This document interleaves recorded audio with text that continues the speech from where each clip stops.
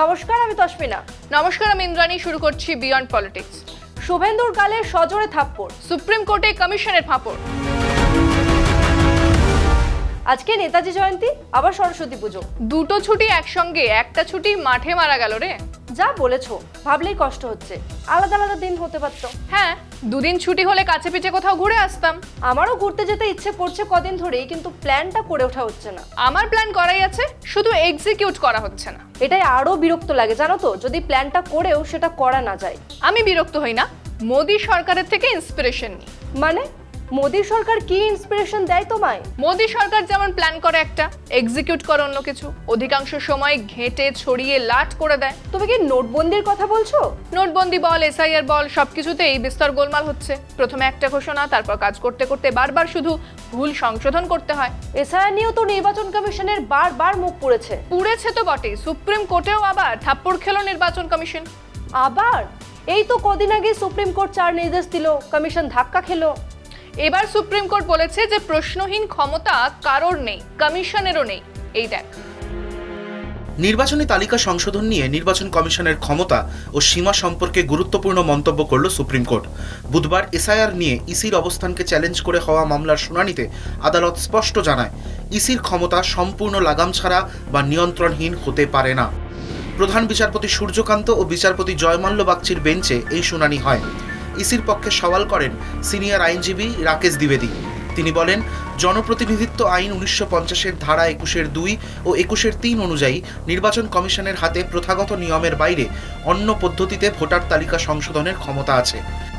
ধারা 21-2 বলছে, নির্ধারিত নিয়মে তালিকা সংশোধন হবে যদি না নির্বাচন কমিশন অন্যভাবে নির্দেশ দেয়। আর ধারা 21-3 অনুযায়ী বিশেষ সংশোধন কমিশন যেমনভাবে উপযুক্ত মনে করবে সেইভাবেই করতে পারে। তবে আদালত প্রশ্ন তোলে, এই ক্ষমতার কি কোনো সীমা নেই? বিচারপতি বাগচি বলেন, রেজিস্ট্রেশন অফ ইলেক্টরস রুল 1960-এর রুল 13 অনুযায়ী ফর্ম 6-এ মাত্র 6টি নথি গ্রহণযোগ্য, কিন্তু ইসির এসআইআরে 11টি নথির কথা বলা হয়েছে। কমিশন কি নিজের মতো নথির সংখ্যা বাড়াতে বা কমাতে পারে? এই প্রশ্নের উত্তরও আদালত জানতে চায়। প্রধান বিচারপতি আরও বলেন, বিশেষ সংশোধনের ফলে আগে থেকেই তালিকাভুক্ত কোনো ভোটারের নাম বাদ পড়তে পারে। এতে নাগরিক অধিকার ক্ষতিগ্রস্ত হওয়ার আশঙ্কা আছে। তাই এমন প্রক্রিয়ায় স্বচ্ছতা, ন্যায় বিচার এবং প্রাকৃতিক ন্যায় নীতির মান বজায় রাখা জরুরি। দ্বিবেদী স্বীকার করেন, নির্বাচন কমিশনকে সংবিধানের অনুচ্ছেদ 14 অনুযায়ী ন্যায্য, যুক্তিসঙ্গত ও স্বচ্ছভাবে কাজ করতে হবে। আদালত জানায়, বিশেষ সংশোধন হলেও কোনো পদ্ধতি অস্পষ্ট বা অস্বচ্ছ হতে পারে না। এসআইআর নিয়ে তো নাটক চলছে কেন বলো তো? এই পরিস্থিতিটা এখন তৈরি করতে হবে তাই। কিন্তু কেন? বিজেপি বড়সড় ফলস খেয়েছে এসআইআর নিয়ে। হিন্দুদের নাম বেশি বাদ যাচ্ছে, স্বয়ং যোগীজির মাথায় হাত পড়েছে। পশ্চিমবঙ্গের বিজেপিও মুখ লোকানোর জায়গা পাচ্ছে না। শ্রমিক শুভেন্দুর গলা বসে গেছে চিৎকার করতে করতে, 1 কোটি নাম বাদ যাবে, এই বাংলায় অনুপ্রবেশকারী রোহিঙ্গারা ভরে গেছে। কিন্তু কিছুতেই কিছু হলো না। কজন অনুপ্রবেশকারী ধরা পড়েছে তা বলতেই পারছে না কেউ। সেই জন্যই এবার নাটক করবে বিজেপি। যত ভোট এগোবে দেখবি ইডি, সিবিআই আবার কাজ শুরু করে দিয়েছে। যে কারণ দেখিয়ে কমিশন লজিক্যাল ডিসক্রিপেন্সি বলছে, সেই কারণগুলোর অর্ধেকের কোনো যুক্তিই তো নেই। নেই তো। আর সবচেয়ে বড় কথা হলো হিপোক্রেসি। হিপোক্রেসি কেন? কমিশনের তালিকায় 6 জনের বেশি সন্তান থাকলেই শুনানিতে ডাক পড়ছে। হ্যাঁ, পড়ছে তো। কিন্তু নরেন্দ্র মোদীর নিজেরই 6 ভাই বোন রয়েছে, অমিত শাহরা 7 ভাই বোন, যোগীজিরাও 7 ভাই বোন। তাহলে তাদের কেন শুনানিতে ডাক পড়বে না? সেখানেই তো হিপোক্রেসি। আরো অনেক গড়বড় আছে, তুই এটা দেখ।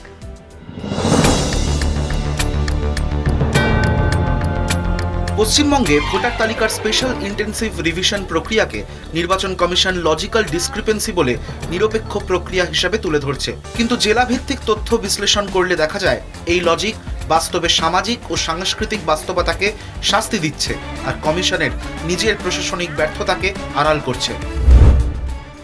2025 সালের ডিসেম্বরে কমিশন প্রথমে ASSD অর্থাৎ অ্যাবসেন্ট, শিফটেড, সাসপেক্টেড ডেড তালিকা প্রকাশ করে।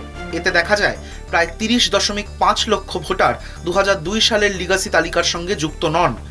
এরপর 2026 সালের জানুয়ারিতে লজিক্যাল ডিসক্রিপেন্সি ডেটা প্রকাশ করা হয়। শুরুতে 1.63 কোটি, পরে কমে 1.34 কোটি ভোটার চিহ্নিত হয়।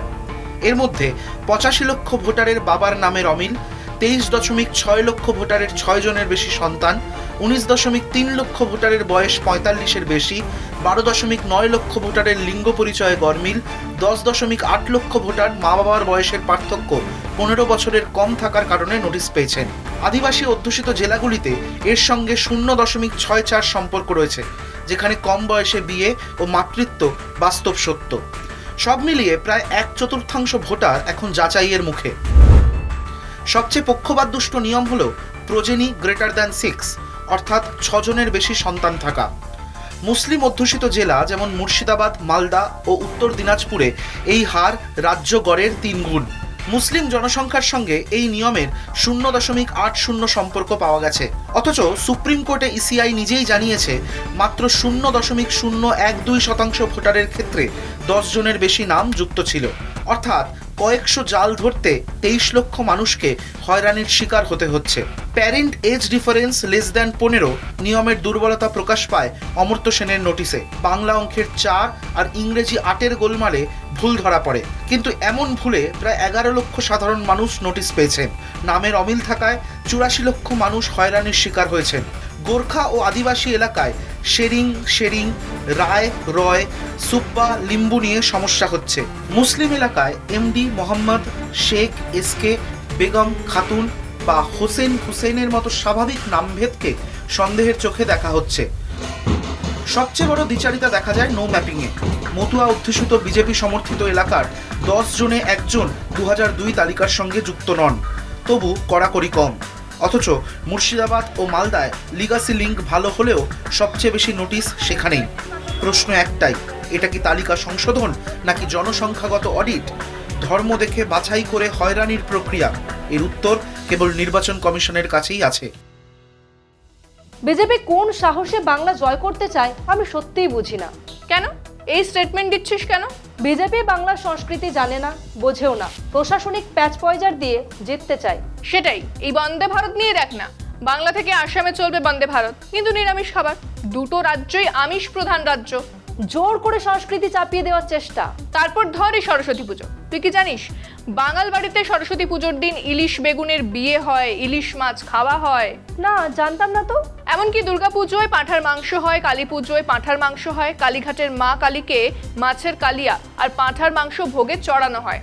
সেটা তো জানি, কিন্তু বিজেপি এসব বোঝে না। উত্তর ভারতের হিন্দুত্ব গোটা ভারতে চাপাতে চায়, বাংলার পালস বোঝার ক্ষমতা ওদের নেই। সেই জন্যই তো এসআইআর, ইডি, সিবিআই নিয়ে আসে, অনুপ্রবেশ করে চিৎকার করে। ধর্মের তাস বাংলায় খেলা যায় না, এটা বিজেপি জানে। যা বলেছো, চলো শেষ করি। বিয়ন্ড পলিটিক্স আজকের মতো এই পর্যন্তই। দেখতে থাকুন কলকাতা টিভি, রাত দিন 7 দিন।